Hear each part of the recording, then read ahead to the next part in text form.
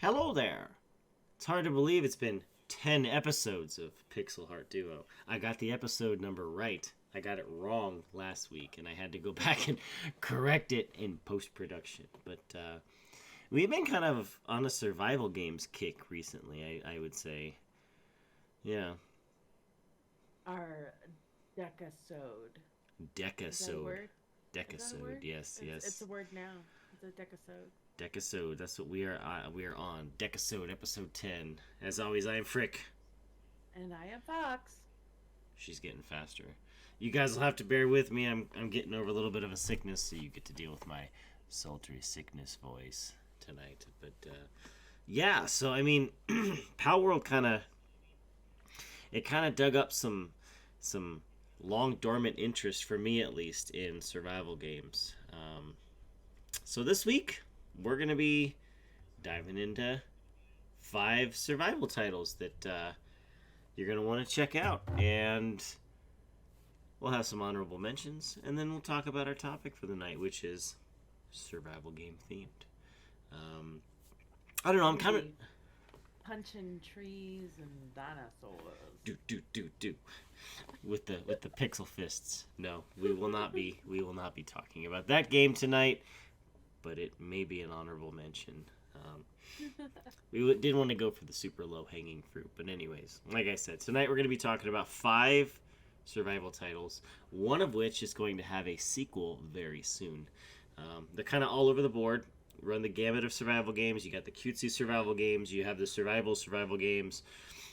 And then you have the survival games that are more like RTSs, like Command and Conquer, StarCraft, that type of thing. So we're gonna cover everything. So if you like survival games, chances are we got one covered for you. So I don't know. Any words before we jump into this? Anything that you were excited about? I know we played like 30 some odd hours of Power World just on the Steam version. Um, Yeah, yeah. No, survival games. They've always had a soft spot for me because I am a resource hoarder in pretty much every game I play, and so to have an entire game that is based around resource hoarding, that's just like chef's kiss to me. yeah, I always So excited. I seem to get a little tired of survival games after a while, just because it's like there's too much to manage. Like, I don't mind the resource, I don't mind like tech trees, I don't mind like working your way up, but when my stomach is always growling in game and I have to stop and I gotta eat a chicken leg, but I don't have a campfire, so now I gotta go find it. Like, it's like, oh my, can I just play the game? I don't want to play Chicken Leg Simulator. Like, I wanna go out and like, but some of these survival games are really good about that. Like Pow World, if you're we're not going to talk about it very much tonight, so just don't worry. You guys can breathe a sigh of relief.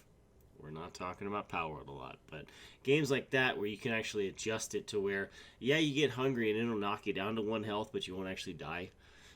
That's kind of nice. So, yeah, I think a couple of these have, those adjustment settings as well yeah, in the game to kind of make it a little more tolerable or a little more challenging, however way you want to play. yeah, yeah.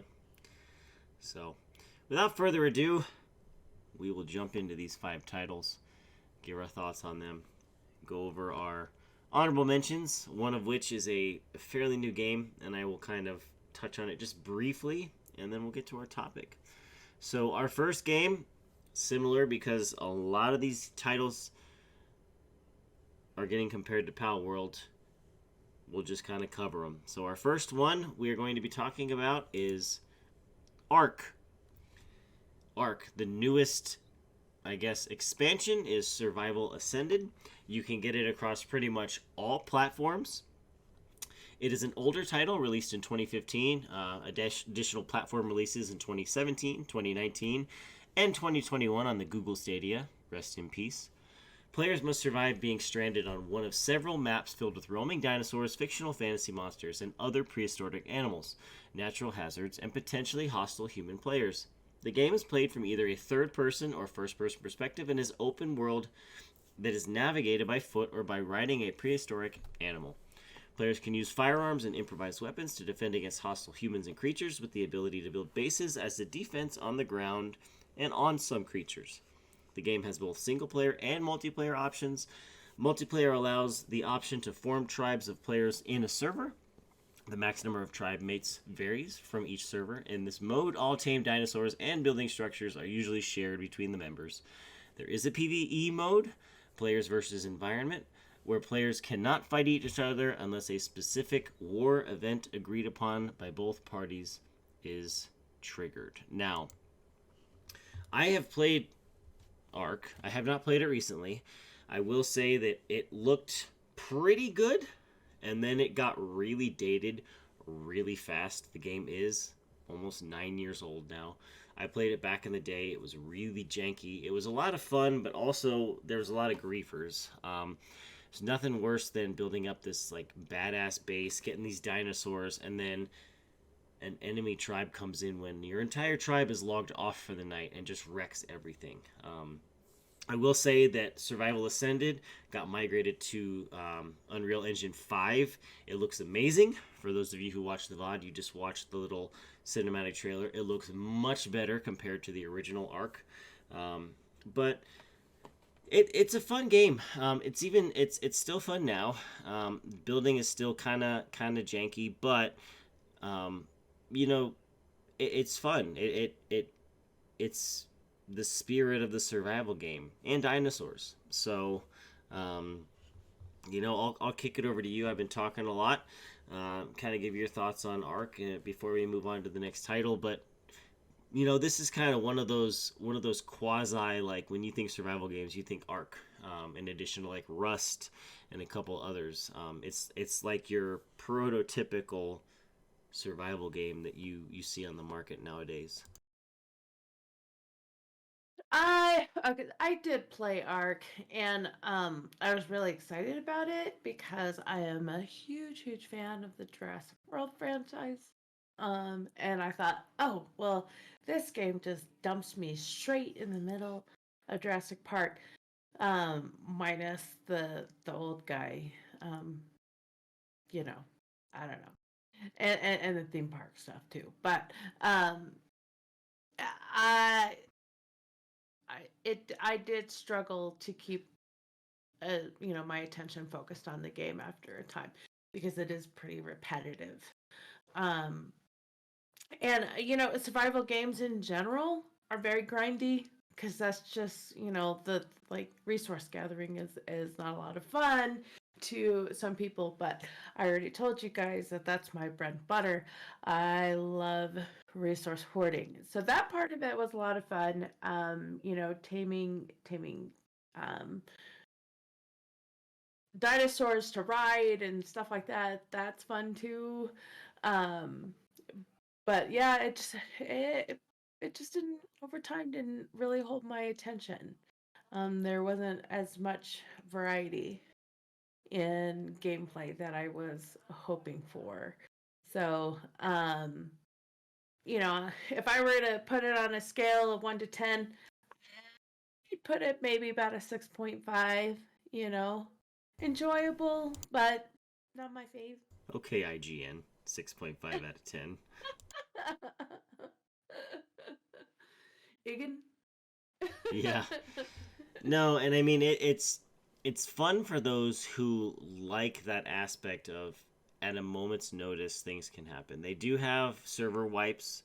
Every 3 to 4 months they do wipe the server. You start from scratch. They add new content. They remove content. They change things up. They make it interesting. But yeah, after about like the third or fourth server wipe, I'm just kind of like, meh. And for those of you who like the Lord's mobile, like the mobile games, or the games where you have like a castle, you have like a base, you got to build up, and it can get wrecked at a moment's notice. For those of you who like that, you'll like this. There was a text-based browser game back in the day called Star Kingdoms I used to play, and that was fun because you started with like a certain like type of main character or main kingdom, and then like it was seasons, and so you could like send people out to scout, and it was all text-based. It was all in real time, so that was kind of fun because there's different seasons for that, and it's kind of like if you take all of that and you smash it together and you had dinosaurs. So if those of you who are into that kind of thing, you'd really enjoy Ark. It looks like they're going to be supporting it for a while longer. Like I said, it did originally come out in 2015. It still has quite the player base, but there are a lot of griefers out there. There's a lot of people that take it seriously. And there is that PvE mode where if war is not triggered by, two or more tribes, then there's no war. But that also kind of takes away one of the core gameplay components. It's just, I don't know. For those of you who like PvP and you like dinosaurs and you like building stuff, it could be for you. I will say it does seem to be like a game that people love to complain about but still play. I just, so it's like, well, if it can't be that bad if you're still playing it. so so there's that too. Like I haven't met I really haven't met anybody that has been like, oh my gosh, Ark, I love Ark. you know like, oh, how many hours have you played? Like probably 200-300 hours in. Like, "Oh, you can't, hate it that much, then can ya?" So, um, maybe it just brings out the inner dissatisfied person in everybody. But so I'd give it another shot. I do. Correct me if I'm wrong, though. I think you do have to buy the new Ascended in order to. I mean, you can play Evolved, but you're on the Evolved, platform and that kind of thing. In order to play, the next iteration of it, you do have to buy Ascended. Yeah, and I mean, the biggest change between Evolved and Ascended is the Unreal Engine, the UE5. They ported over almost all the assets, but it is in essence a new game. Yeah. So you are correct about that. Well, the next game, I actually am really excited about because it deals with another thing, one of my soft spots, Valheim. And we've already talked about in previous episodes how I love mythological type stuff. Valheim takes place in a world where the slain Vikings go to prove themselves fit for the halls of Valhalla. The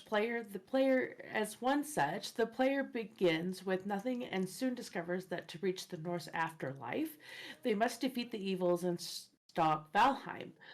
Led only by their instincts and occasional hints from a raven, the player must prepare to fight the sworn enemies of Odin himself.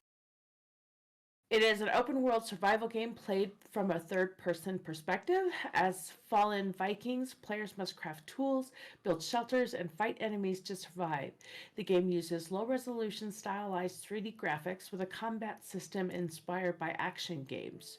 Cooperative gameplay with up to 10 people and optional PvP gameplay is also supported.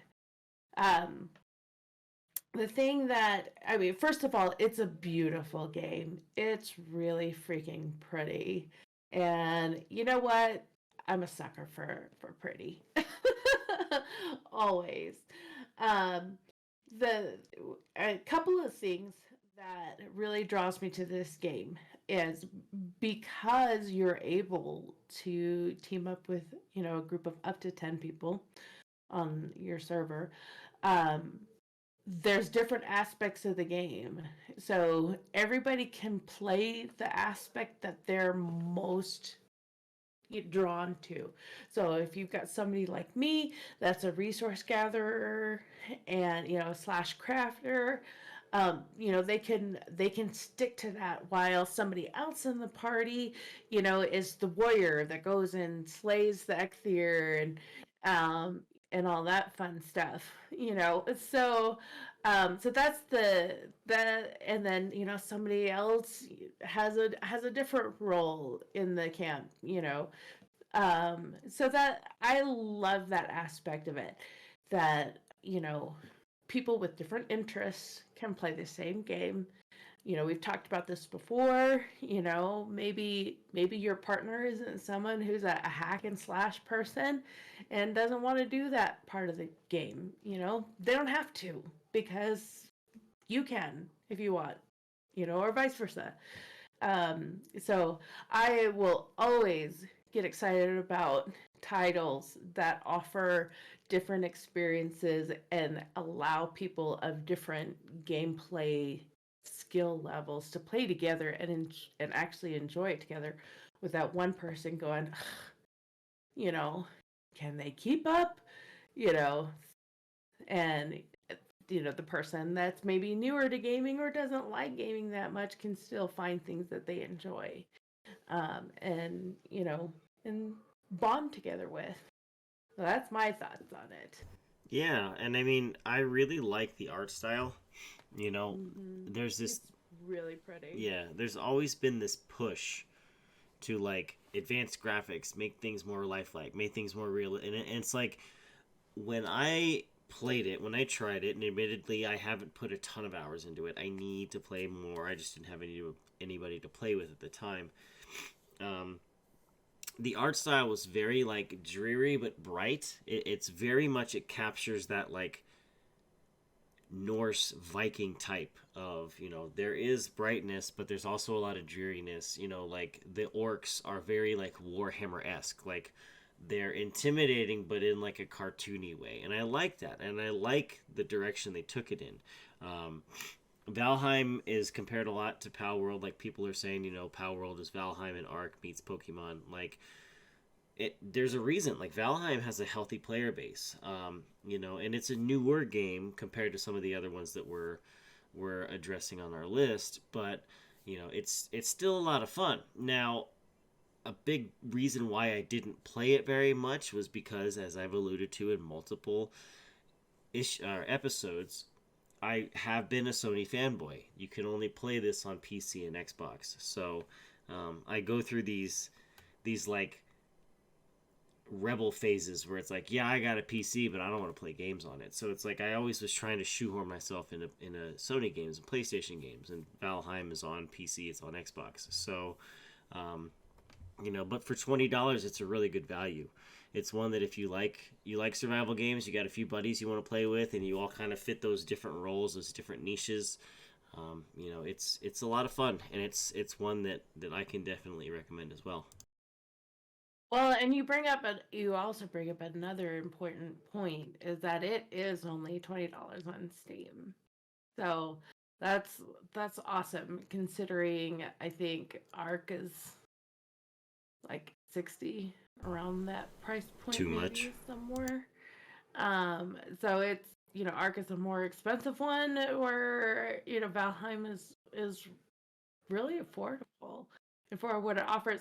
And I think they also have that setting where, or the ability to change the settings, so you can make the hunger and the environmental impacts more or less tolerable or whatever. So yeah, to make the game more challenging or less challenging, more annoying or less annoying, I don't know. Although I have to kind of laugh at the whole punching trees thing, because like that's so common in survival games. Like I feel like they should probably start with like gathering. You gather wood, you gather stones, because you're never gonna punch a stone and have like another stone come from it, right? Like I don't know. Yeah. It's like, why are we punching trees? I don't know. It's my thing. Yeah, I guess they did it back in the day. I don't know. But to circle it hurts back, my knuckles. Yeah. Thinking about it. Yeah. Even though they're pixels on a screen, it still it instigates the pain receptors in my brain. The sympathy pain is real. But circling back on a point you made to talk about our next game on the list is valuable. Being a valuable game, a good price, being very affordable. The next game we're talking about is Subnautica. Subnautica, if you have a platform you're playing a game on, chances are Subnautica's on it. Um, it is another older title. It was originally released in 2014 in early access. The expansion Below Zero was released in 2021. It is a survival action adventure game set in an open world environment and played from a first person perspective. The player controls the lone survivor of the crashed spacecraft known as Aurora, Riley Robinson, as he is stranded on a remote ocean planet known as 4546b in the galaxy of Andromeda. The main objective is to explore the ocean and survive its dangers while completing tasks to advance the plot. Players can collect resources and blueprints, construct tools, build bases and submersibles, and interact with the planet's wildlife. Now, this game goes on sale about as often as you wake up in the morning. I don't think I've ever seen it full price for very long. It's currently on sale for $9.98. Oftentimes, it will go on sale at the same exact time as the Below Zero expansion. I was able to get both on the Switch for $9.98 each, so I got both games for less than $20. It scares the absolute crap out of me because you're underwater the entire time. There is a day-night cycle. There are things called leviathans. There are, I think, at least 6 different leviathan types. Like, for those of you who are terrified of the deep ocean, this game, some have said, is a horror game.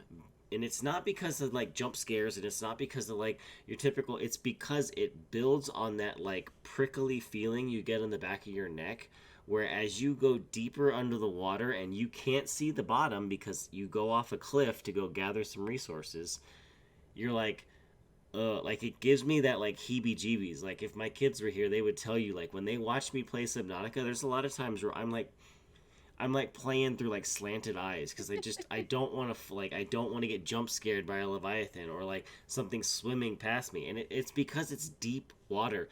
But this game is so beautiful. It's arguably one of the best survival games ever made because of its completeness, because the fact that there is a story, because you can't just like jump in and within 10 minutes you like have max stuff. Like you will drown, you will die. Like if you don't upgrade your air, you can get stuck in crashes underneath the water. Like there's wreckages and stuff, so you have to like go explore things. You have to grab like technology points, you have to grab blueprints to craft new stuff. You can get stuck underneath that, and if you don't know where the exit is, like there was a time where I was trying to craft something, and I needed like one final piece of a blueprint in order to craft it, and I got stuck. Like my oxygen, my O2 level was like dropping to the bottom, and I got stuck underneath, and I started to panic, like literally, like I'm gonna drown, and like it started to trigger that like prickly like panic on the back of my neck because it was like I got so immersed in it. So it's a really good game, just to put it mildly. What do you think? I love the fact that they really spent a lot of time developing a story. A lot of times I find with survival games, they kind of just drop you in and like, okay, well, survive. You've got no clothes, you've got no, shelter. There's your story. Figure it out from here. Whereas Subnautica, they have the journal entries and stuff like that you can really get into that part of it. Um, I actually got my scuba diving certification, I don't know, maybe 10, 12 years ago. Yeah, and I love it. Scuba diving, that is.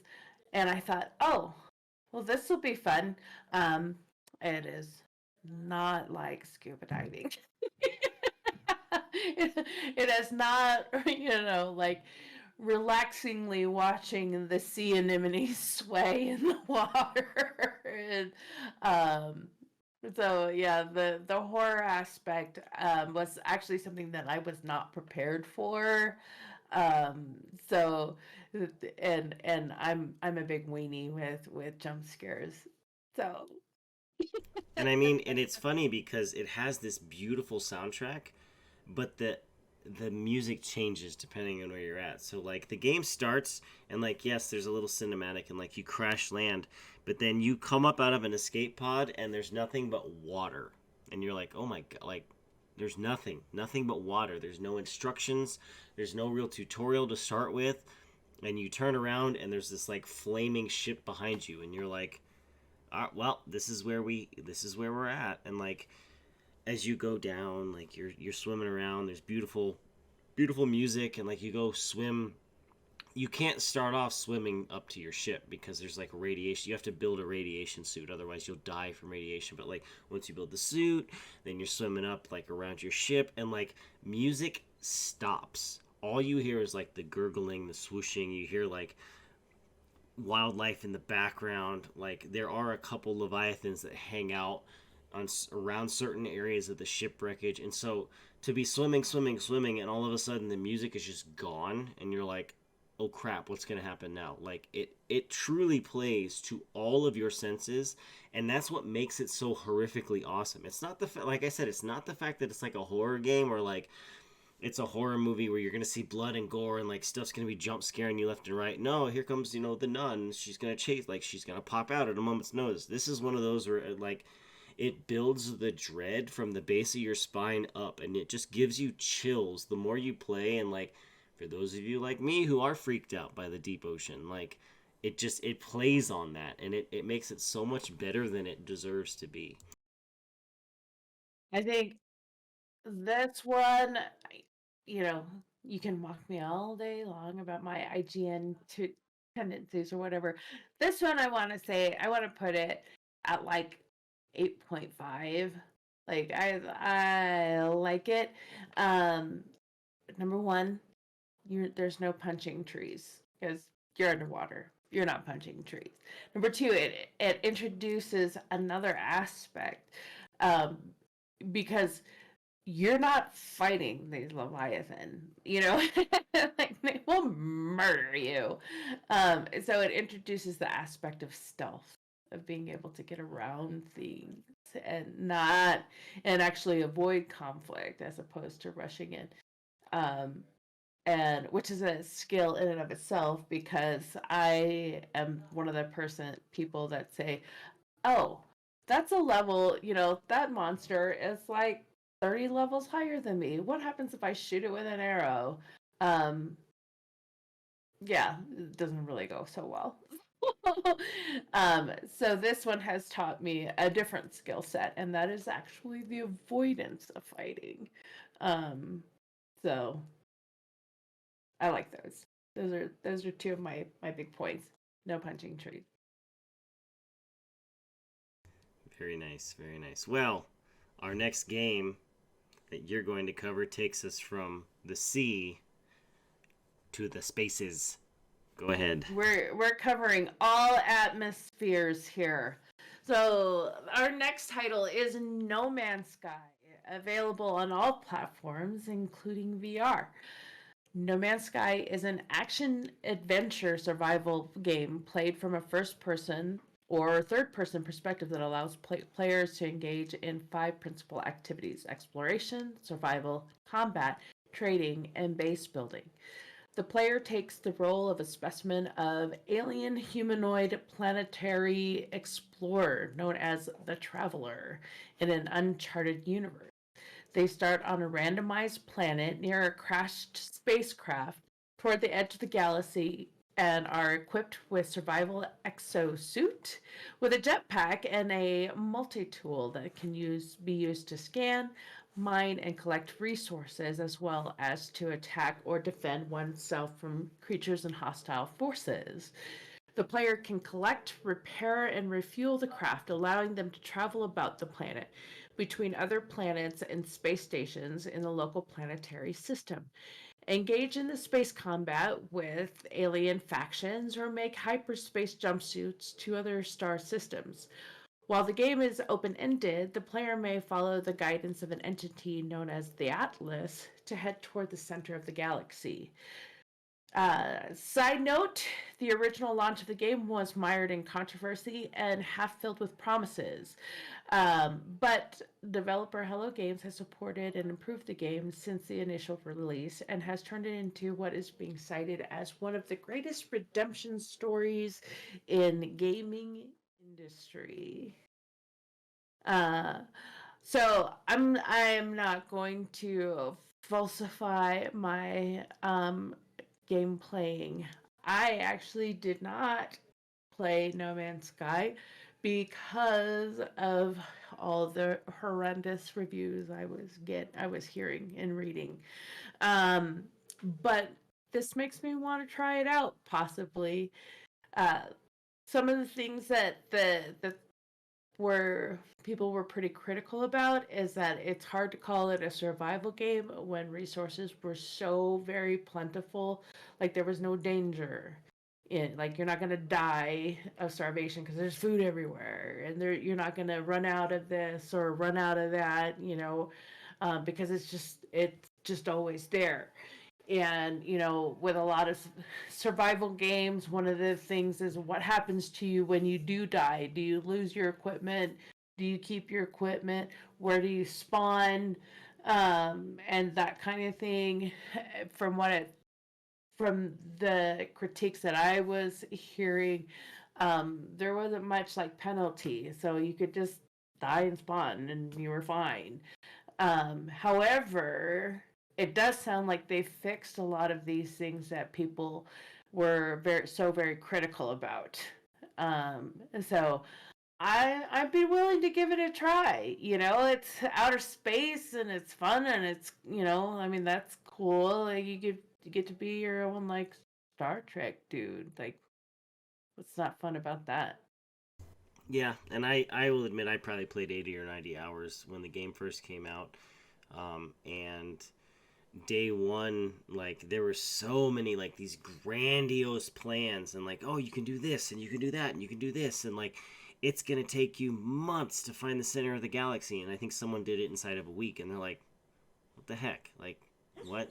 Now they had to like seek out the center of the galaxy, but like then they were talking about like you could have upwards of 14 trillion procedurally generated planets, so like you and your friends could play together. Well, when the game first launched, you couldn't play together, and then it was like, okay, now we can play together, but we're never gonna find each other because yeah, there were quite a few planets. There were a lot of them, but a lot of planets were just like carbon copies of each other with almost no um, wildlife, almost no color. I still remember the number of planets I landed on that were gray. They were just like space rocks, and you're like, okay, are you just making these planets? Are you just like designing these planets so that you can be like, yeah, we have 11 bajillion planets, and it's like, okay, but 11 of them are all the same gray rock. And so all of these promises were just half fulfilled, and like, we're gonna have this capability that never came to be, we're gonna have this capability that never came to be.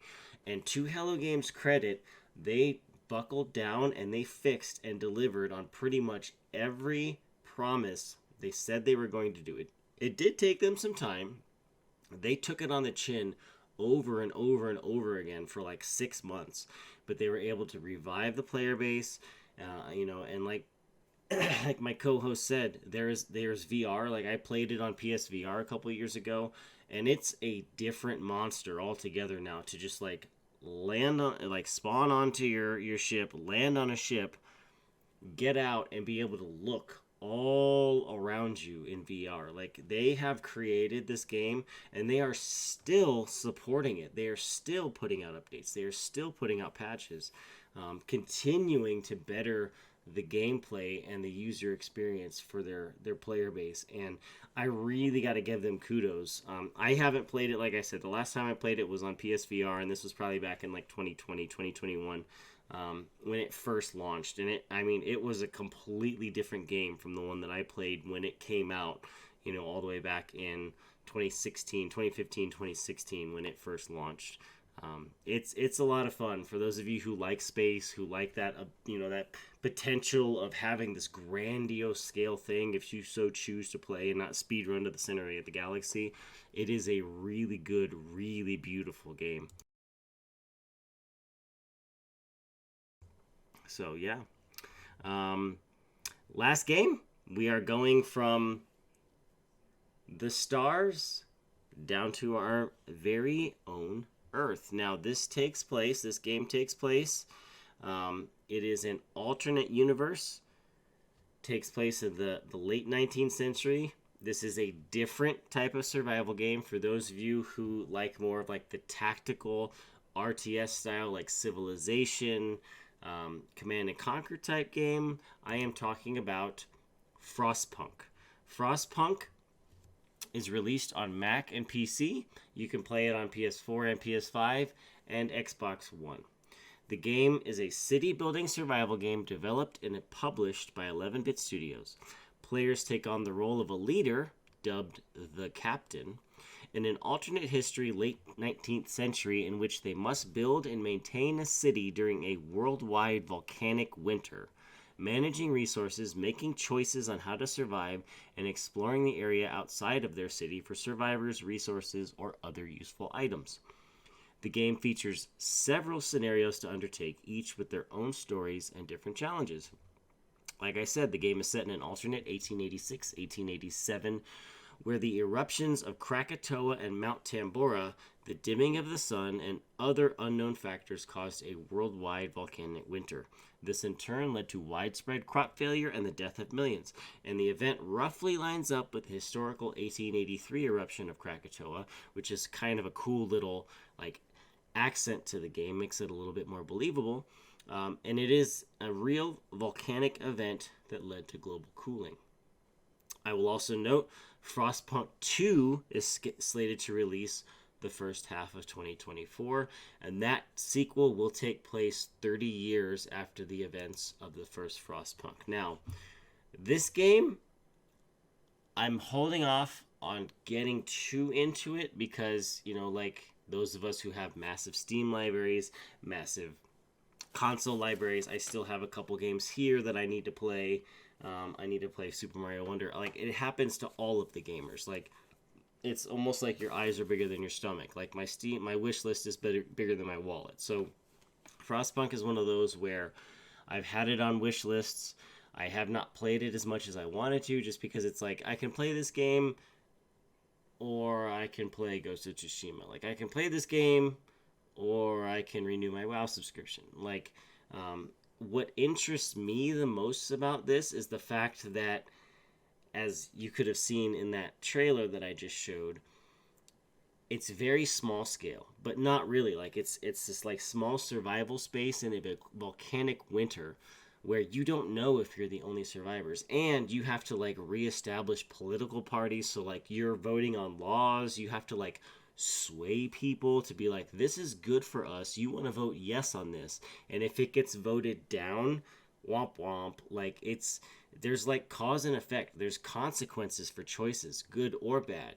Like, it even delves into like child labor, like, because the workforce is so small, in order to grow, do you send your children to school, do you send certain groups, age groups to the workforce and have them work, and exploit your child labor, which then comes with unintended consequences. Like, this game is deep, and it's one of those where you're like, I didn't expect it to be this deep. And like I said, people who like that like top down bird's eye, like Command and Conquer, Civilization, that type of game, this really scratches that itch, and it adds that additional survival aspect, because food and natural resources are at a premium, because like I said, it happens after a volcanic eruption, which essentially just wipes everything out, and you have to start from scratch. So it's a really cool concept, and I'm excited for Frostpunk 2 to come out in the next couple of months as well. Yeah, the introduction of the political arena in this game is very, very appealing to me, because it's not just you vote and you sway people and this gets passed or that gets passed, and you don't hear about it again. No, like, you reap what you sow in this game. It will revisit you later.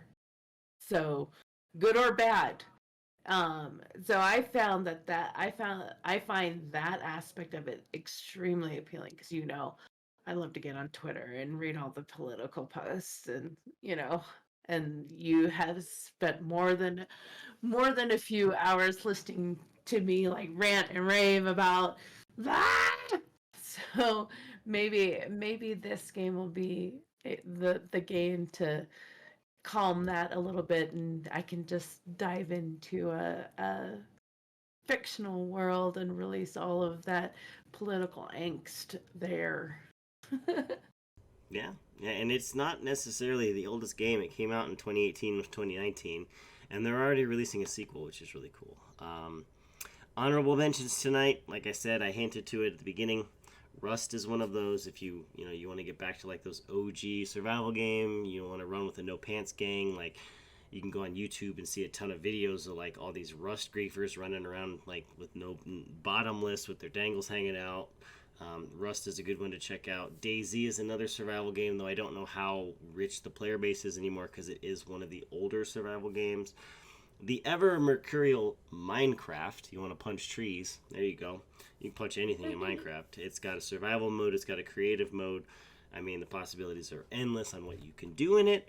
Microsoft bought it, and they were that interested in it. And finally, Sons of the Forest. For those of you who have ever played The Forest, Sons of the Forest is a horror, nightmare horror-esque survival game.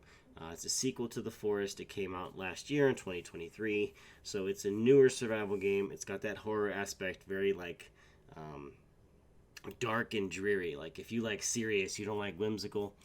Sons of the Forest is definitely a survival game for you to check out. And then there's, of course, always the callback to another game that we've spoke about in a previous episode, Don't Starve Together. It gives you that fun, like whimsical Tim Burton style art to it. And it's a lot of fun, and it's really hard. And I die and turn pigs into werpigs. So. And you can also play Power World. So, topic idea for tonight. This is something you kind of brought up, and I said, yeah, it'd be fun to talk about. What skills from survival games work in real life? And I'll let you take lead on this because you actually shared an article on some practical survival skills and how they worked in real life, and then I'll kind of weigh in and we'll have a little bit of discussion on this.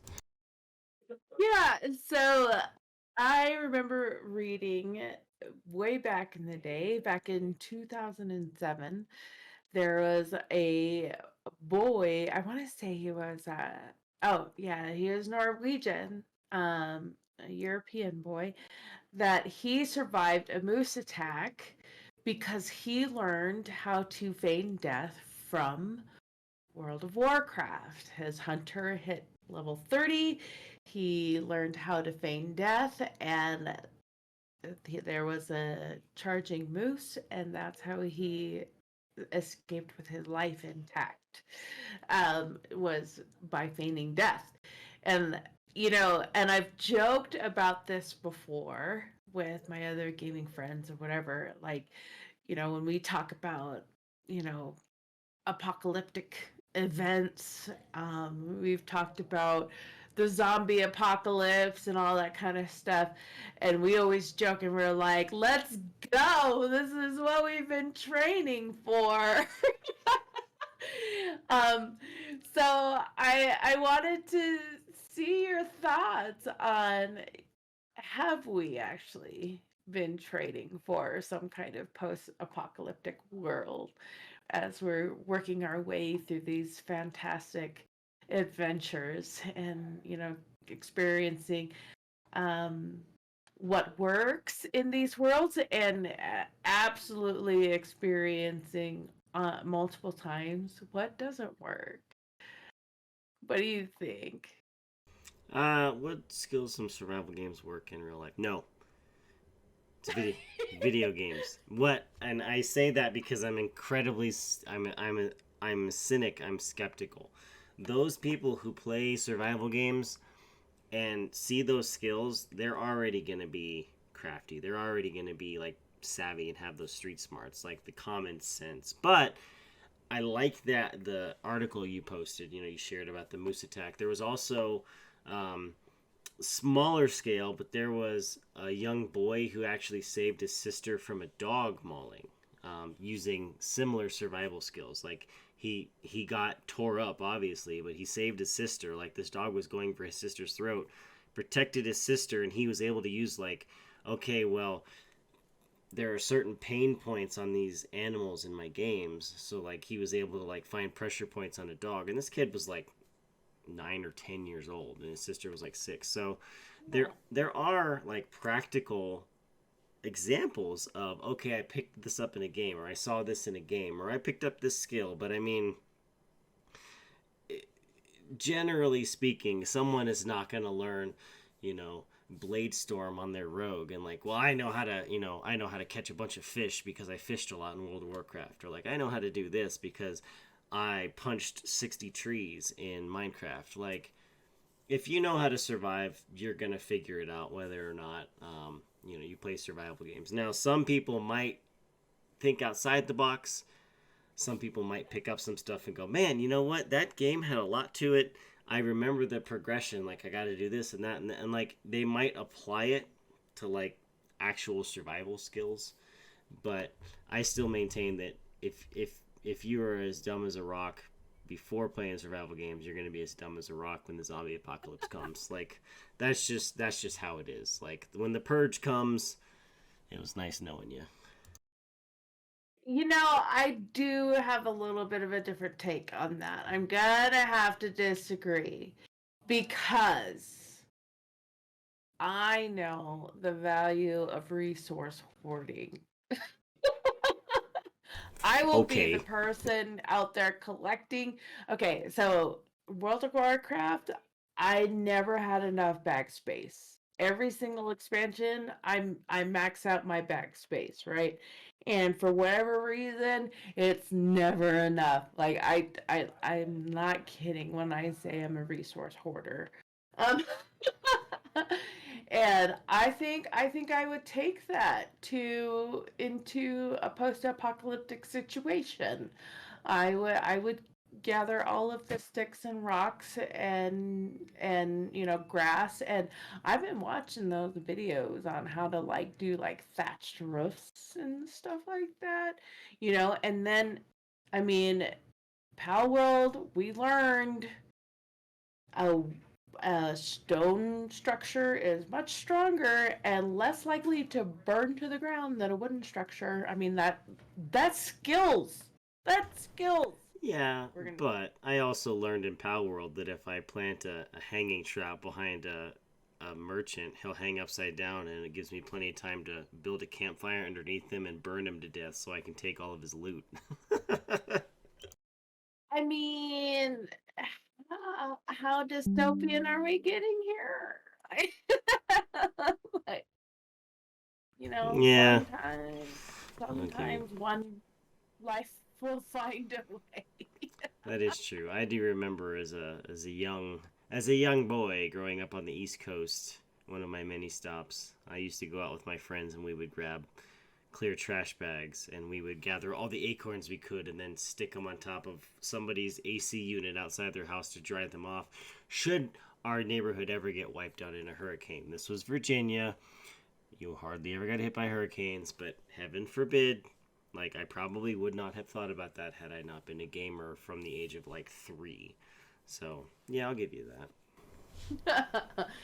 I put my money on the gamers. Maybe not the sweaty basement dwellers, but I put my money on us. that. Not the World of Warcraft guy from South Park, but Yeah. maybe No. maybe the Skos from the Method Guild in World of Warcraft, or Pasha Biceps from Counter Strike, like those guys who are built for survival. Um, Yeah. yeah, Yeah. We'll find them, and we'll hang out with them, and we'll survive.